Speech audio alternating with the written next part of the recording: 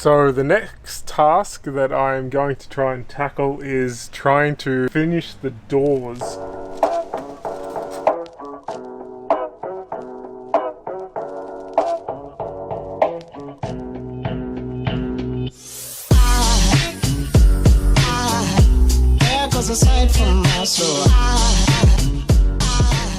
So I'm going to try finish the rear barn doors and try panel them with the same wooden paneling. And then I'm also going to frame the windows, because what I'm thinking for the blinds for the back windows, I want to actually put roller blinds. So curtains, they flap around. I just want to make this van really nice and neat.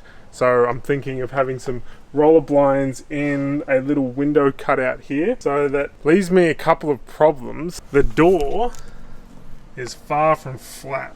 This backside here is much wider, it comes out much further, and then there's also this gap here. So what I think I'm going to do is try and square the whole door up first, so I'll have something to screw the paneling into. So I'm going to put a couple of thin wooden strips around the whole door and try and square it up, and then I'm going to screw my paneling into those wooden strips so I don't have to put a whole heap of holes into the door itself. And then down here, I'm going to have to put a thick bit of wood here and then kind of line it up with this side. And then I'm going to figure out how I'm going to do this window. Not exactly sure how that's going to work yet, but I'm just going to work it out as I go, which is generally what I always do, and it seems to work out.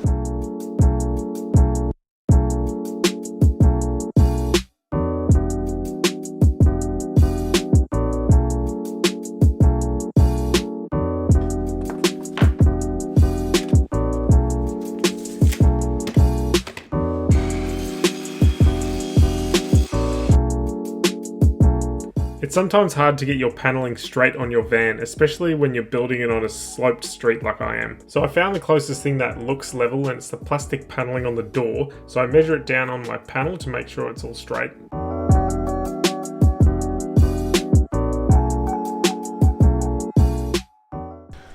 Wow, it's hot. This is probably one of the hottest days of the year, and I'm doing this out in direct sunlight. I'm just going to leave it like this and come back probably in a week or so and finish it off. So when I originally bought this van, it came with a aftermarket window, so the previous owner must have smashed it. But because the original window is tinted and this one isn't tinted, I'm going to have to try and tint it now, because it does look a little bit out of place at the moment. So I bought some tint from the auto shop, and I'm going to give myself a go at tinting windows.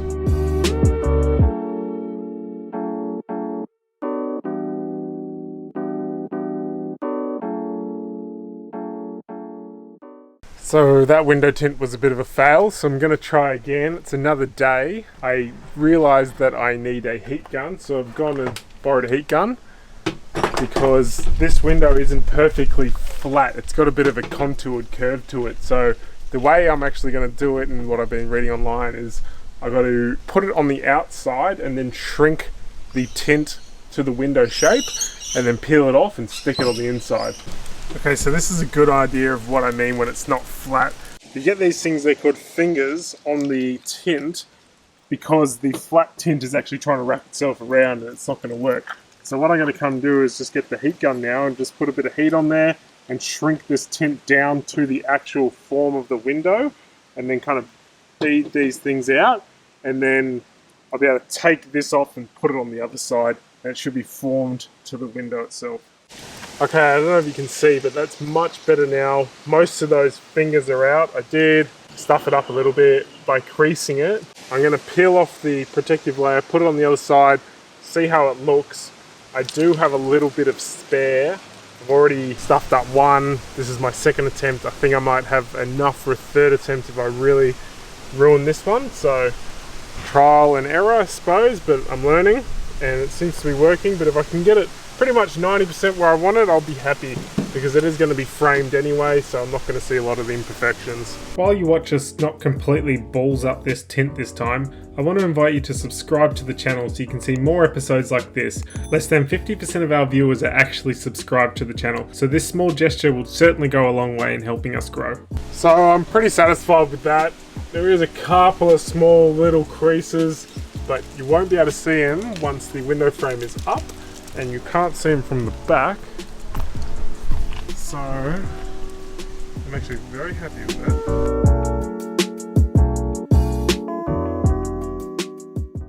Okay, so you can see how I've started to frame up this van door.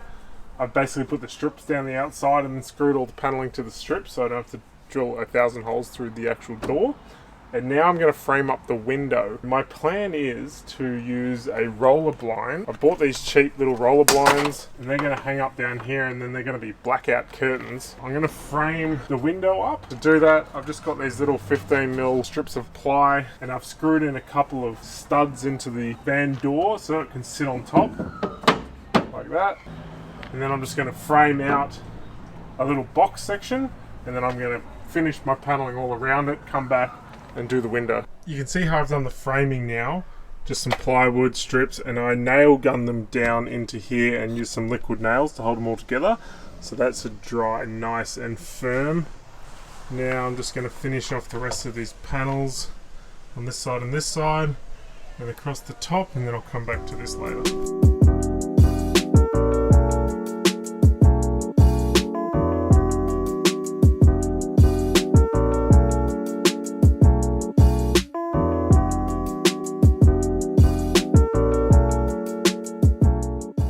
So one thing I want to do with this door, which is the driver's side rear door, is figure out a way that I can open it from inside, because currently you need to be able to flick this yellow lever which opens this door, and then the other one's got a much more accessible one. I'm going to try run a cable out of a old petrol lever out of an old car that runs up here, runs through the door, and then is much higher up so we can open it from in the bed.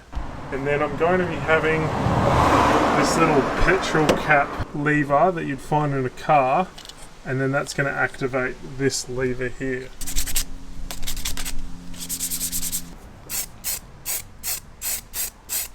So you can see this is the final contraption.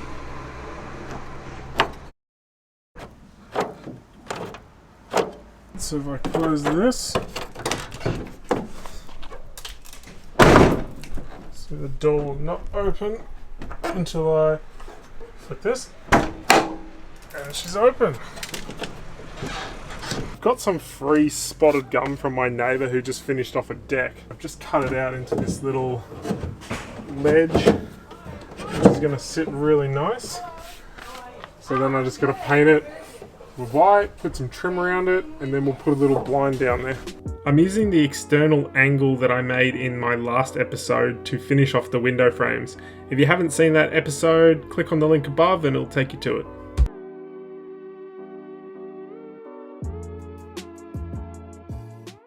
So for the back window, we've decided to get some roller blinds, and I just picked up these really cheap $8 units from Bunnings, and they're not supposed to be customizable, but that isn't going to stop me. I figured out how I can do it anyway, so I'll show you how we're going to customize these blinds. So these blinds are pretty simple. You've got the fabric, the inner roller, and then the two side bits. So when you want to customize something, all you have to do is just cut down this metal tube. I used a jigsaw and just trimmed it down. And then you've got to chop down the same size for the counterweight at the bottom that holds the blind nice and tight. Then you can just stick all these bits back on the other ends and hang it back up. So now I'm going to cut the fabric to size.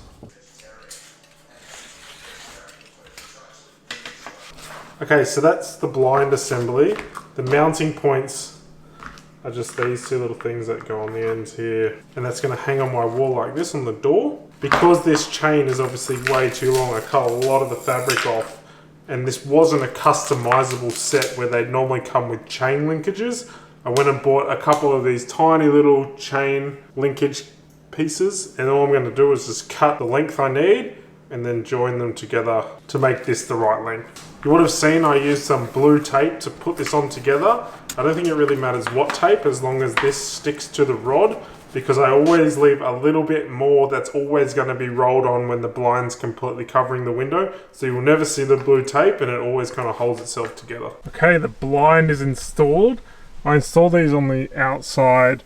I originally was planning on installing these on the inside, but because of this difference here between there and there, you end up with a little bit of a gap here. And then I've just shortened this chain tensioner, bolted it onto here, and connected it with this little chain linkage that I went and got So that also stops this thing from keep spinning over, so I can pull this to the top and that's as far as I can go. It doesn't just keep raveling around.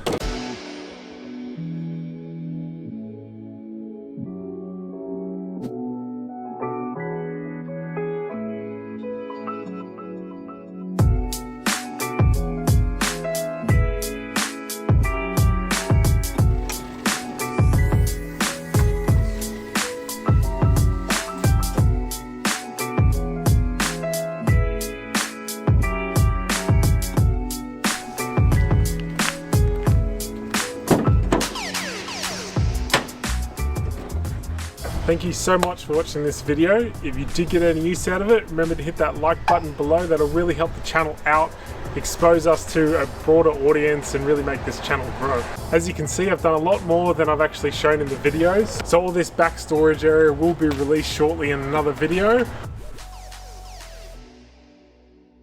But until then, remember to subscribe if you like our videos, comment below if you have any questions, and I'll see you next time.